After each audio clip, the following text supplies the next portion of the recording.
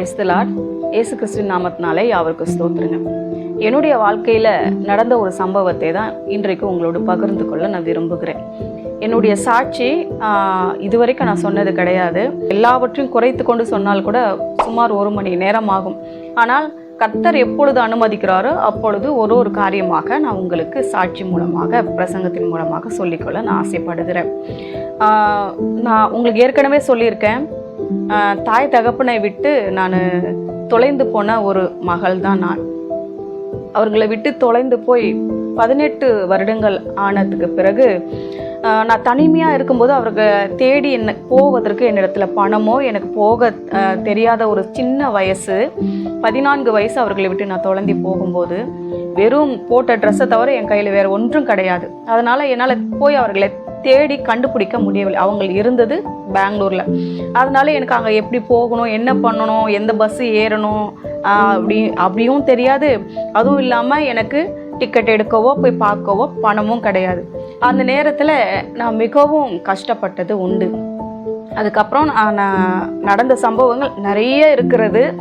நான் அதுக்கு சமயம் கிடைத்தால், கர்த்தர் அனுமதித்தால் அதை உங்களோடு நான் பகிர்ந்து கொள்ள விரும்புகிறேன். 18 வருடம் கழித்து என் அம்மாவை பார்க்கும்படியாக எனக்கு ஒரு ஆசை வந்தது. எப்படி ஆகிலும் போய் அவங்கள பார்த்துடணும் என்று சொல்லி மிகவும் ஆவலோடு இருந்தேன். சபைக்கு எழுந்து நின்று சபைக்கு ஒரு விண்ணப்பத்தை வைத்தேன். இது போல் நான் என் குடும்பத்தை தேடி போகிறேன், எனக்காக ஜெபித்துக் கொள்ளுங்கள் என்று அவர்களுக்கு ஒரு விண்ணப்பத்தை வைத்தேன். கர்த்தரிடத்தில் ஜெபித்தேன். ஆண்டவரே, மோசே சொன்னால் எனக்கு முன்பாக உங்கள் சமூகம் செல்லாமல் இருந்தால் நாங்கள் யாருமே புறப்படாது இருக்க கடவுள்கள், நானும் போக மாட்டேன்னு சொன்னாங்க இல்லையா? அதே போல் இஸ்ரவேல் ஜனங்களை நடத்தி போனது போல் நான் சொன்னேன், ஆண்டவரே இன்றைக்கி போய் எங்கள் அம்மாவை நான் கண்டுபிடிப்பேன்னா என்னை அழைச்சி கொண்டு போங்க, என் கூட வாங்க, நீங்கள் வரீங்கன்னா நான் போகிறேன், இல்லை நான் கண்டுபிடிக்க மாட்டேன் முடியாது அப்படின்னா போக தேவையில்லை, ஏதாவது தடை பண்ணுங்கன்னு சொல்லி நான் ஜெபம் பண்ணிட்டு தான் போனேன். காலையில் கிளம்பணும், விடிகாலையில் ஒரு 9-7 மணி இருக்கும், 7 மணி அந்த மாதிரி கிளம்பணும். கிளம்பி போய் சாயந்தரத்துக்குள்ளே நாங்கள் போயிட்டோம். அங்கே போய் அங்கே யாரையுமே கண்டுபிடிக்க முடியல. என் சொந்த ஊரில் யாருமே இல்லை. அப்பா இறந்ததுக்கப்புறம் அந்த ஊரில் யாருமே இல்லாததுனால எங்கே போயிருப்பாங்கன்னு எனக்கு தெரியல. நல்ல வேலையாக கர்த்தருடைய கிருபையினால் என்னோட ஹாஸ்டலில் படித்து என்னுடைய நண்பர் ஒருவர் அந்த ஊரில் இருந்தார். அவர் என்னுடைய வீட்டுக்கு பக்கத்து தெருவில் தான். அதனால் அவர் நல்ல வேலையாக அவர் அங்கே கடை வைத்து கொண்டு இருந்தார். அவரிடத்துல போயிட்டு நான் விசாரித்த பொழுது, நான் யாரையுமே இது வரைக்கும் பார்க்கல, பார்த்து பேசி பல வருடங்கள் ஆகிறது, யாரும் இந்த ஊரில் உங்கள் சொந்த பந்தங்கள் யாருமே கிடையாது, நீங்கள் எப்படி தேடி வந்திருக்கீங்க, நீங்கள் தேடி வந்து எப்படி நீங்கள் கண்டுபிடிக்க போகிறீங்கன்னு சொல்லி கேட்கும்போது, சரி என் அக்கா வேலை செய்கிற இடத்துல நீங்களும் கூட ஒர்க் பண்ணிங்கல்ல, அப்போ ஒருவேளை என் அக்காவுடைய நம்பர் உங்களுக்கு கிடச்சிருக்கலாம் இல்லை அப்படின்னு சொல்லிட்டு நான் சொல்லும்போது, நான் உங்கள் அக்காவை பார்த்தே 5-6 வருஷம் ஆகுது, எனக்கு தெரியாது, நான் கான்டாக்டில் இல்லை அப்படின்னு சொல்லிட்டாங்க. எனக்கு என்ன பண்ணுறதுன்னு தெரியல. ஆனால் கர்த்தர் என்னை கொண்டு வந்திருக்காருங்கிற ஒரு நிச்சயம் மாத்திரம் இருந்தது. அதுக்கப்புறம் அவங்க வந்து நான் கேட்டு பார்க்குறேன்னு சொல்லி ஒரு குறிப்பிட்ட சில நண்பர்களுக்கு உங்களுக்கு தெரியுமான்னு கேட்டதுக்கு பிறகு கடைசியாக என்னுடைய அக்கா நம்பர் கிடைத்தது. அக்கா நம்பர் கிடைத்த உடனே வாங்கி நான் இது போல் உங்கள் தங்கச்சி வந்திருக்காங்க, பேசுங்க அப்படின்னு சொல்லி என் கையில் கொடுத்தாங்க. என் அக்கா வாங்கி முதல்ல என் கையில் ஃபோனை வாங்கிட்டு பேசுகிற முதல் வார்த்தையே, தங்கச்சியா, யார் அது அப்படின்னு சொல்லி கேட்டாங்க. நான் என் பேரை சொன்ன உடனே, அப்படியா, நீ செத்து போகலையா, நீ இன்னும் உயிரோட இருக்க, 18 வருஷம் ஆனதுனால நீ செத்து போயிட்டேன்னு நம்ம ஃபேமிலி எல்லாரும் நினச்சிட்டு இருக்காங்க, நீ உயிரோட இருக்கிறன்னு சொல்லி பயங்கர ஷாக்காக கேட்டாங்க. நான் சொன்னேன், ஆமாம் நான் உயிரோடு தான் இருக்கிறேன், நான் உங்ககிட்ட இருந்து தொலைஞ்சு போகும்போது நான் தனியாக தொலைஞ்சு போனேன், இன்றைக்கி நான் ஃபேமிலியோடு வந்திருக்கேன், உங்களெல்லாம் பார்க்கும்படி வந்திருக்கேன், அம்மாலாம் எங்கே இருக்காங்க, என்ன பண்ணுறாங்கன்னு சொல்லி நான் விசாரிக்கும் போது எனக்கு ஒரு ஷாக்கான நியூஸை சொன்னாங்க. நீ தயவு செஞ்சு அம்மா கிட்ட போயிடாத, அம்மா வந்து நம்ம தங்கச்சி வீட்டில் இருக்காங்க, தங்கச்சி வந்து திருப்பூரில் இருக்கிறாங்க, நம்ம தாய் மாமா பையனாக தான் தங்கச்சி கல்யாணம் பண்ணிகிட்டு இருக்கிறதுனால தம்பி வீட்டில் இருக்கிறாங்க, அவங்க வந்து இன்றைக்கி நைட்டு இல்லை நாளைக்கு காலையிலக்குள்ளே இறந்துடுவாங்க, ஏன்னா அவங்களுக்கு ரொம்ப உடம்பு முடியல, கண்ணு தெரியல, கை காலெல்லாம் வீங்கி போய் படுத்த படுக்கையாக இருக்கிறாங்க, எழுந்திருக்க முடியாமல் இருக்கிறாங்க. அதனால் அக்கம் பக்கம் இருக்கிறவங்க எல்லாருமே சொல்லிட்டாங்க, அவங்க வந்து ஒன்று இன்றைக்கி நைட்டு இல்லைன்னா நாளைக்கு இந்த 2 நாளுக்குள்ளே எப்படியாவது இறந்துருவாங்க, அதனால் நீ நேராக நம்ம வீட்டுக்கு வந்துரு, ஏதாவது ஒரு அசம்பாவிதம் நடந்தாலும் நம்ம ஃபேமிலியாக எல்லோரும் சேர்ந்து ஒன்றா போகலாம் என்று அக்கா சொன்னோம். நீங்கள் நினச்சி பாருங்கள், இது எப்படி இருக்கும்? அம்மா சிக்காக இருக்கிறாங்க, இறந்து போகிறாங்கன்னு தெரியும்.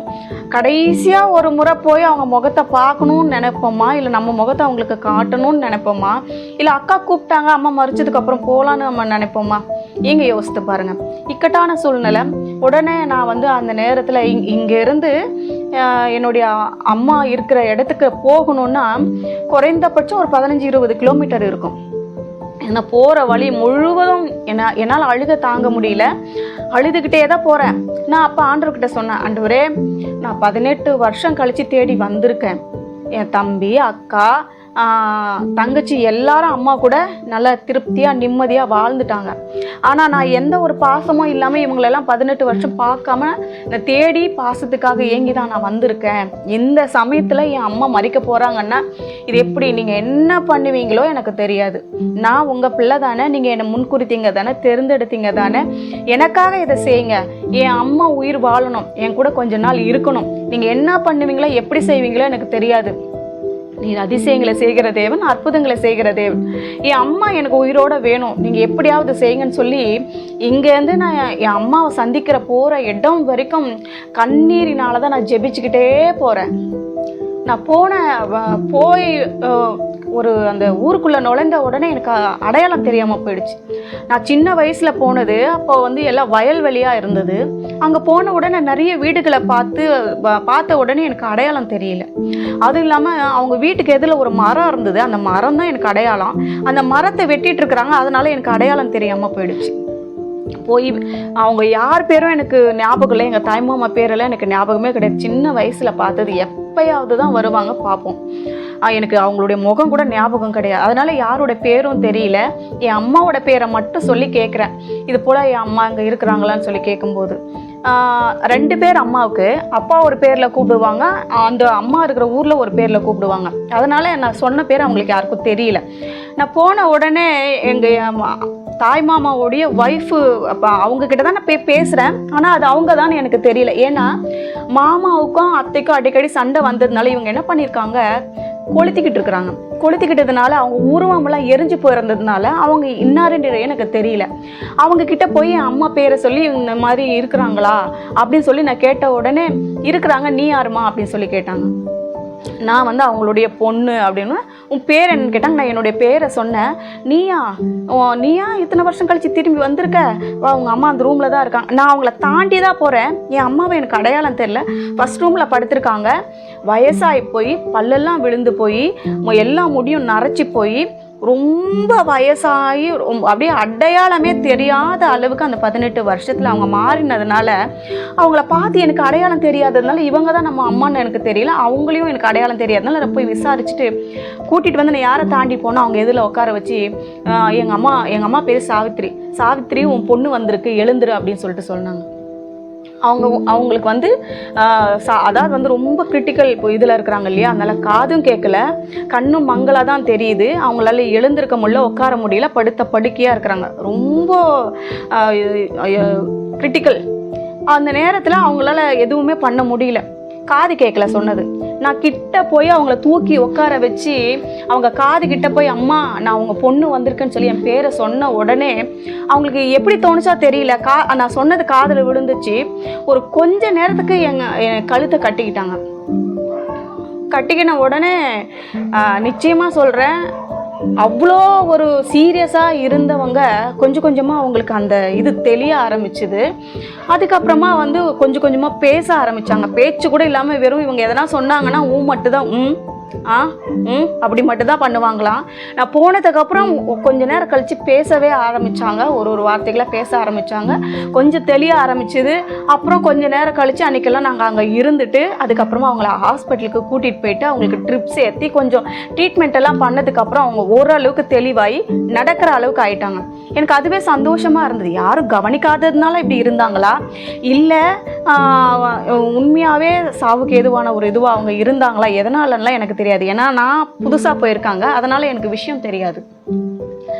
ஆனால் பாருங்க, அக்கா சொன்னாங்க, இன்னைக்கு நைட்டோ நாளைக்கோ அம்மா இறந்துடுவாங்க, எல்லாருக்கும் அது ஆயத்தமாக இருக்கிறாங்க, அதனால் இங்கே வந்துருன்னு சொன்னாங்க. நான் அவங்கள பார்த்து கிட்டத்தட்ட 7-8 வருஷம் ஆகுது. என் அம்மா இன்னும் உயிரோடு இருக்கிறாங்க. கர்த்தருடைய கிருபை.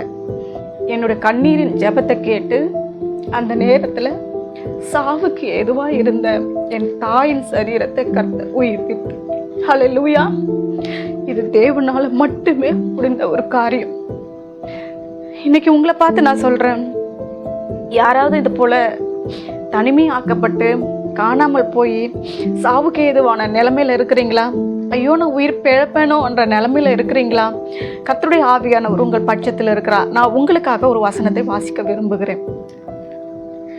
ரோமருக்கு எழுதின நிருபம் 8ஆம் அதிகாரம் 11வது வசனம். அன்றியும் இயேசுவை மரித்தோரிலிருந்து எழுப்பினவருடைய ஆவி உங்களில் வாசமாய் இருந்தால், கிறிஸ்துவை மரித்தோரிலிருந்து எழுப்பினவர் உங்களில் வாசமாய் இருக்கிற தம்முடைய ஆவியினாலே சாவுக்கேதுவான உங்கள் சரீரங்களை உயிர்ப்பிப்பார். இந்த வார்த்தை எவ்வளவு அழகா சொல்லியிருக்கிறது இல்லையா? கிறிஸ்துவை உயிர்ப்பித்த தேவனுடைய ஆவியானவர் உங்களுக்குள்ள வாசமாய் இருந்தா சாவுக்கு ஏதுவான சரீரத்தை நிச்சயமா உயிர்ப்பிப்பார். என் அம்மாவை உயிரோடு எழுப்பினார் என் கண்ணீரின் ஜெபத்தை கேட்டு. நான் நினைச்சேன், அவ்வளவுதானா, நான் கடைசி நிமிஷம் பார்க்கறதுக்காக தான் நான் வந்திருக்கிறேனா அப்படின்னு சொல்லி அவ்வளவு வேதனையோடு நான் போனேன். ஆனா கர்த்தர் என் அம்மாவை எனக்கு உயிரோடு மீட்டு தந்தாரு. என் வீட்டில் வந்து 1 மாசம் என் கூட தங்கிட்டும் போனாங்க. இன்றைக்கும் அவங்க உயிரோடு இருக்கிறாங்க, பலத்தோட சுகத்தோட. நான் என்னுடைய எண்ணம் என்னன்னா, என் குடும்பத்துல நான் மட்டும்தான் ரட்சிக்கப்பட்டிருக்கிறேன். என் குடும்பமே, அத்தனை பேரும், தம்பி தங்கச்சி அக்கா, இந்த குடும்பமே ரட்சிக்கப்படணும், தாய் மாமா குடும்பம் ரட்சிக்கப்படணும். இதை கேட்குற நீங்களும் அவர்களுக்காக ஜெபித்து கொள்ளுங்க. எனக்கு செய்த நன்மைகளே நிச்சயம் உங்களுக்கும் செய்வார். சாவுக்கு ஏதுவாய் இருக்கிற உங்க சரீரங்களை பரிசுத்த ஆவியானவர் நிச்சயம் உயிர்ப்பிப்பார். விசுவாசிங்க, கர்த்தர் உங்களுக்கு அற்புதம் செய்வார். ஜெபிக்கலாமா? நல்ல தகப்பனே, இந்த வேலைக்காக நன்றி செலுத்துகிறேன் அப்பா. கொடுத்த நல்ல சாட்சிக்காக நன்றி. இது அநேகருக்கு கண்ணீரோடு வேதனையோடு துக்கத்தோடு கவலையோடு அப்பா எனக்கு என்று யாரும் இல்லையே என்று தவிக்கிற ஒவ்வொரு ஜனங்களுக்கும் இந்த வார்த்தை பிரயோஜனமா இருக்க உதவி செய்யும். ஆசீர்வதியும். இயேசுவின் நாமத்துல ஜெபிக்கிறோம் பிதாவே, ஆமென்.